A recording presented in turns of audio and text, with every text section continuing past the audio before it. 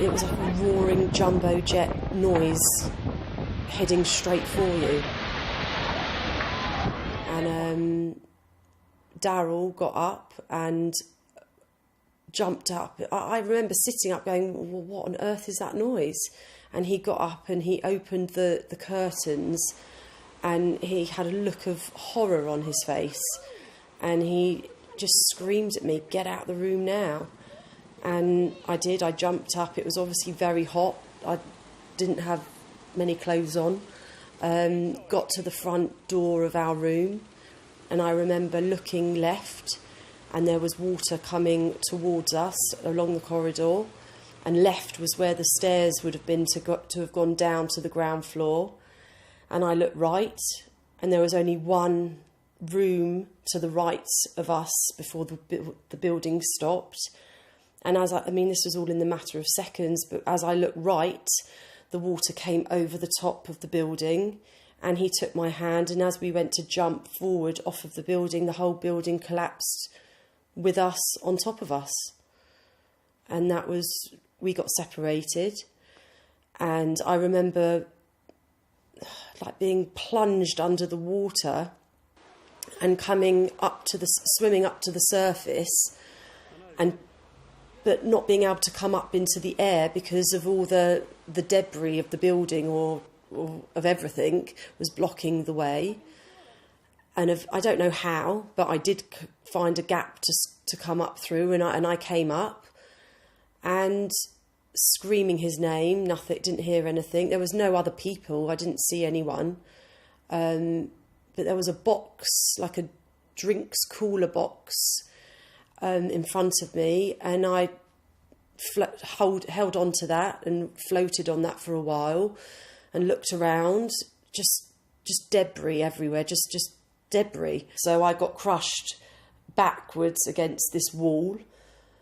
And I remember putting my hand up in the air, and then everything that was pushing me back against this wall, I remember a massive tree trunk coming towards me, and that crushed me back against this wall. And then everything else just started, it couldn't crush back anymore. It started crushing back and rising up above my head. So as well as pushing me backwards, it then started to push me under. And then I remember, I just remember taking my last breath before I went under. And then I just remember thinking, I hope it's quick, because I couldn't breathe. And then something pulled on my hand, and this man, he pulled me out. But he's definitely saved my life. And I know for a fact that he's not alive anymore, because when eventually I was found, I saw his body. And only from the purple trousers and the orange T-shirt. And I know that he didn't survive.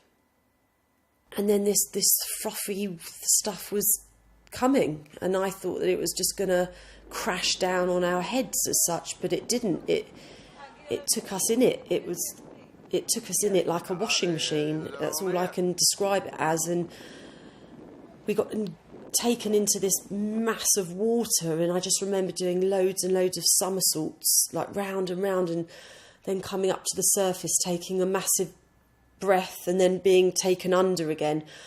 More somersaults, come up to the air, somersault, and then being pushed all the way back into that rough brown water that I had escaped however many minutes before it had been.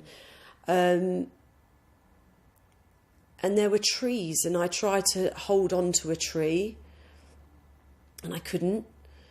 And I remember the water coming in every direction. I remember it hitting me front on, then the side, and then the side, and then from behind. And I didn't have any breath left. I really, that was it. I just didn't have any breath, and I don't know what happened, but I did hold on to a tree. And that's the last I remember, holding on to a tree.